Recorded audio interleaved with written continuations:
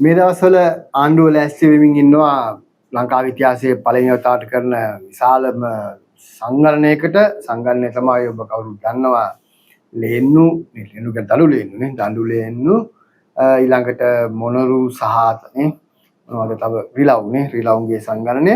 ඉතින් මේ සංගණනයට ලෑස්ති වෙනකොට යාස් අනිත් පැත්තෙන් ලංකාවේ මේ දවස්වල වැඩ වර්ජන රැල්ලකුත් ලෑස්ති වෙමින් තිබෙනවා.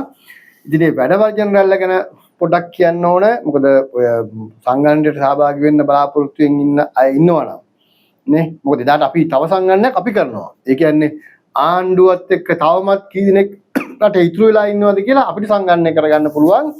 ඔය සංගණනයට සහභාගී වෙන පිරිස බලපුවාම. දැන් ගමේ අර කොළේ අරන් 15 වෙනිදා උදේ 8ට කවුද ලියන්නේ කියලා නේ කවුද අර ලේන්නු ගණන් කරන්නේ කියලා සංගණනය කරගත්තාම අපිට පුළුවන්කම තියෙනවා මාලිමාවත් එක්ක තාම ගම්වල කී දෙනෙක් ඉතුරු වෙලා ඉන්නවද කියලා සංගණනය කරගන්න. ඒ කියන්නේ වගේ විකාර සහගත මූල වැඩකට සහසම්බන්ධ වෙනවා නම් එයා මං හිතන්නේ සාමාන්‍ය මිනිස්සෙක් වෙන්න බෑ. අනිවාර්යයෙන්ම මාලිමා වාසියෙක්ම වෙන්නම ඕනේ. ඉතින් ඒ නිසා අපි හිතනවා මේ අපි දැනගන්න පුළුවන් ගමේ දැන්ට කී දෙනෙක් මාලිමාවත් එක්ක තාම ඉතුරු වෙලා ඉන්නවද කියලා. අන්නේ සංගණනයට යන කට්ටියට කියන්න ඕනකම තියෙනවා. මොකද වෛද්‍යවරු හෙට වැඩ වර්ජනය කරන කතාවක් තිබෙනවා. ඒ වැඩ වර්ජන ක්‍රියාමාර්ග දිග්ගැසුනොත් එහෙම ඔය සංගණනයට කැලෑවල රින්ගන්න ගිහින් සර්පයෝ කා ගත්තොත් අරෝමිය වුණොත් එහෙම ඒව ගැන මේ බලන්න කෙනෙක් ඉන්න බෑ නේ. නමුත් මම වෛද්‍යවරයෙක්ගෙන් ඒ නිසා විමසීමක් කළා. වෛද්‍යවරුන්ගේ පැත්තෙන් කිව්වා එහෙම ප්‍රශ්නයක් නැහැ. ඉමර්ජන්සි සර්විසස් කරනවා කියලා. ඒ නිසා අපි මේ බය කරන්න එහෙම නෙමෙයි හදන්නේ සංගණනය කරන කට්ටියව සංගණනයට යන්න බය වෙන්න එපා. සර්පෙක් කාරේ මේ කැලේවල ප්‍රශ්නයක් වෙන්නේ නැහැ. මේ කට්ටක් කරුණා කියලා බෝතල් කට්ටකට කකුල කපා ගත්තා කියලා හැම කැලේ රින්ගන් ඉඳ ගිහිල්ලා ප්‍රශ්නයක් වෙන්නේ නැහැ. මොකද හේතුව වෛද්‍යවරු ඉමර්ජන්සි සර්විසස් කරනවා. හෙට පරිචයකවත් කරනවා කියලා ඒගොල්ලෝ කියනවා. හරි. ඒකෝට ඊළඟට මම හිතන්නේ ඔය සංගණනය ගැන හරි රස කතා ටිකක් තියෙනවා මේ දවස්වල. ඊයේ අපේ දිවසින්න ගම අපේ යාළුවෙක් මම අහගෙන කියනවා ග්‍රාම සේවකයෙක් කෙනෙක්ගෙන් අහනවා කතා කරලා ග්‍රාම සේවක මහත්තයා ඉතින් අපේ ගෙදර වැටේ හිටියොත් මේ වැටේ ඉන්න එකාව ගණන් ලේනව ගණන් කරන්නේ මමද එහා ගෙදර කාද කියලා. ඒකට මේ ප්‍රශ්නේ අහපු මේ ග්‍රාම සේවක මහත්මියගෙන් අහුවා කිව්වා මම අහගෙන අනිත් පැත්තේ දුරකථනයෙන් කියනවා උතන කට්ටිය නැත්තම් මම කියලා දෙනවා මේ වැටේ ඉන්න එක ගණන් කරන්න හැටි කියලා. ඒ නිසා දැන් මේක පොඩි රස කතාවක් වෙලා තියෙන්නේ මේ සමාජයේ මේ සංගණන කතාව නේ. කොහොමද මේ ලේන එහා පැත්තට පැනනොත් කොහොමද මෙහි පැත්තට පැනනොත් කොහොමද දැන් සමහරු ගණන් හදනවා අක්කර මෙච්චරක් තියෙනවා අක්කර මෙච්චරක් ඇතුලේ කොහොමද මෙච්චර වෙලාවකින් ගණන් හදන්නේ කියලා. කොහොම නමුත් ඕක ඇතුලේ මට මතක් වුණ කතාව නෙමෙයි. මට මතක් වුණ කතාව තමයි ඔබට මතක ඇති ලංකාවේ තාම වැදගත් කාරණාවක් සම්බන්ධයෙන් සංගණනයක් කරන්න සිද්ධ වුණා පහුගිය රජයේදී. තමයි ලංකාවේ අස්වැසුම ලබා දීම සම්බන්ධයෙන් ඩේටාබේස් එකක් හදන්න.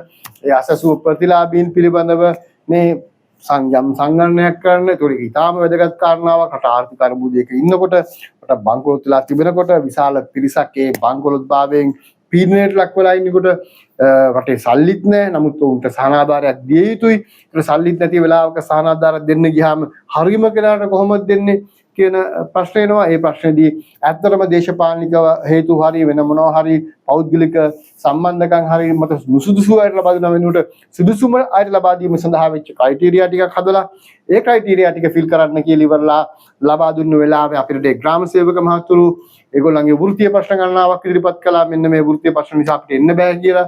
ඒ වගේම මම හිතන්නේ සංවර්ධන නිලධාරීන්ගේ පැත්තෙන් උන්ගේ පැත්තෙත් විශාල කොන්දේසි ප්‍රමාණයක් දැම්මා උන්ට තිබෙන ප්‍රශ්නත් එක්ක. විශේෂයෙන් මේ වෙලාවේ හිටපු ඇතැම් වෘත්තීය සමිති සමුදු සංවර්ධන නිලධාරීන්ගේ සංගමය සංවර්ධන නිලධාරීන්ගේ සංගමය වගේ සංවිධාන සම්පූර්ණයෙන් මේකට ප්‍රතිරෝධය දක්වුවා. ඒ නිසා රජයට සිද්ධ වුණා ඔවුන්ට දීමනාවකුත් ගෙවලත් ඔවුන් කරන්න බෑ කිව්වන් පස්සේ වෙනත් අයගේ සහයෝගය ලබා ගන්න අලුත් තරුණ ආධුනික ළමයින්ගේ විශාල සංකීර්ණත්වයකට ගියා. ආස්වැසුම වගේ නේ ඊටාම වැදගත් අත්‍යවශ්‍ය සංගණනයක් කරන්නත් අරබුදයකට ගියා. දැන් ඉතින් ඒ නිසා ඒ ආස්වැසුම සංගණනයට සහභාගී වෙන්න අකමැති වුණු ග්‍රාම සේවක මහතුරු දැන් මේ වෙලාවේ විමාලිමා ආණ්ඩුවේ රිලා සංගණනයට සහභාගී වෙනවද? අපේ හිත මිත්‍ර ග්‍රාම සේවක මිත්‍රයන්ගෙන් මම අහන්නේ. ඔයගොල්ලෝ අපිට මතකයි මම ওই ග්‍රාම සේවක මහතුරුගේ වෘත්ති සමිති එක සාකච්ඡා කීපයක් එහෙමත් කළා. නැත්නම් වැදගත් මිත්‍රයෝ අපේ ඉන්න. නමුත් මම අහන්නේ ඔබෙන් අර වැඩේට එන්නේ නැතුව මේ වැඩේට යන්නවද? යන්නේ බයටද? නැත්නම් අර ගමේ අනතුරු ඇඟවීමේ නිලධාරියා ඔබට ඇවිල්ලා අනතුරු අඟවයි කියලා බයකට එහෙමද? නැත්නම් ඇත්තට කැමැත්තෙන් යනවද? සමුද්‍රි සංවර්ධන නිලධාරීන් නේ යනවද අර අස්වැසුම ඒ සංගණනෙත් නොකරපු හිටියා කරන්න බෑ කිව්වනේ. දැන් යනවද දැන් ඒතර රිලව් ගනින්න, දෙන්නු ගනින්න මොනරු ගනින්න යනවද නේ හරිම විහිළුවක් බවට දැන් මේ වෙලාවේ අපේ රට අපේ සමාජය පත් කරලා තිබෙනවා මාලිමාණ්ඩුව ඒ විහිළුව ඇස්සේ එක්තරා විදිහක බයක් චකිතයක් දෙගිඩියාවුත් කියනවා කියලා තේරෙනවා රාජ්‍ය සේවකයන්ට නැත්නම් සී බුද්ධිය ඇති කිසි කෙනෙක් මේ වගේ විකාර වැඩවලට සම්බන්ධ වෙන්නේ නැහැ. නමුත් ඔවුන්ගේ පැත්තෙන් කිසිම ප්‍රතිරෝධයක් රස්සසුමට දක්වපු ප්‍රතිරෝධයක් වන්නේ නැතුව මේකට සම්බන්ධ වෙද්දී යම් කිසි ප්‍රමාණයක මේ බයක්ද චකිතයක්ද කියලා හිතනවා. කොහොම නමුත් අපි සංගණනයක් කරනවා මාර්තු 15 වෙනිදාට ඒ සංගණනය තමයි ලංකාවේ තවදුරටත් මාලිමාවාසීන් කොපමණ ප්‍රමාණයක් ඉතුරු වී සිටීද කියන එක.